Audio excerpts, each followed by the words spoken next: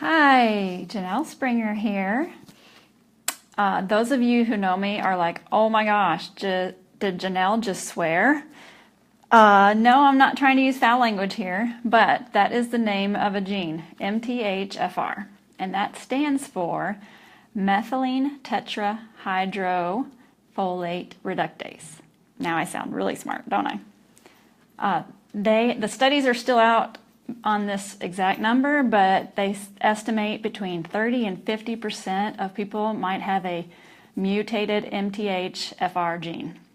And what that gene tells your body to do is to create a certain enzyme, and it affects your methylation. Well, what is methylation?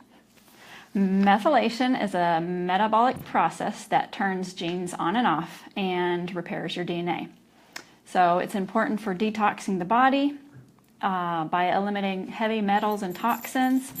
It helps with the production of neurotransmitters and hormones, including serotonin, which is our happy hormone in our gut. And neurotransmitters are those little chemical messengers. And if you're deficient in those, then you can have issues with depression, anxiety, IBS, and insomnia.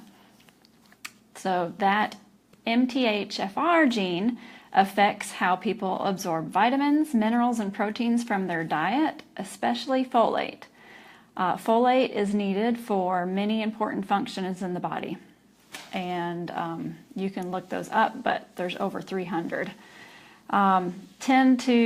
People with this mutation tend to develop diseases like ADHD, Alzheimer's, atherosclerosis, which affects your arteries, autoimmune disorders, and autism. But there's a whole slew of health-related issues with this mutation, and the severity of your reaction to it depends on whether you got the mutation from just one parent or both of your parents. If they had it, then they pass it on to you. I'll point out that the poor methylation can increase the risk of breast cancer and can also lead to polycystic ovarian syndrome, which is what I have, and insulin resistance. I found that fascinating. I had no idea that I could potentially have a mutated MTHFR gene and didn't even realize it. So, how do you know if you have that gene, mutated version of that gene?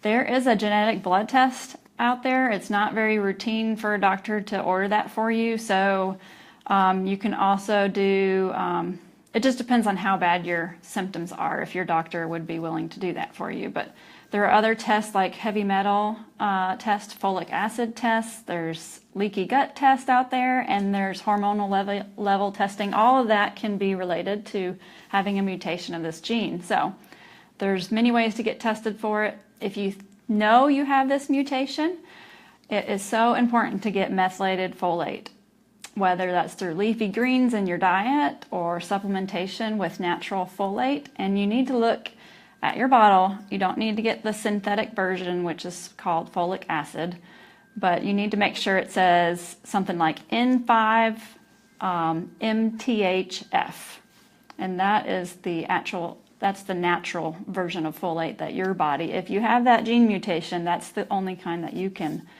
absorb and use properly. So also look for adding sulfur-rich vegetables to your diet, like broccoli, cauliflower, onions, cabbage, garlic, mushrooms, and asparagus. Those all aid in methylation. Also look at adding vitamin B12, which is found in grass-fed meat and animal products, or you can supplement with that one.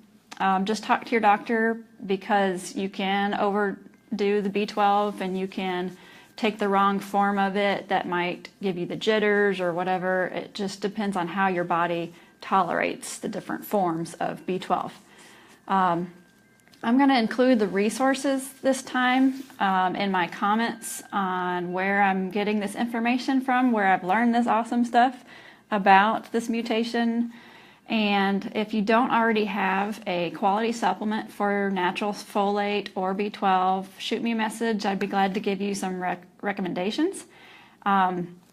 Share this message, share this video if you think it could help someone, if you feel like after researching the symptoms that maybe someone you know might have this issue. So just share it with them, and feel free to post it on your personal Facebook page. I hope that this was helpful and that you have a wonderful day.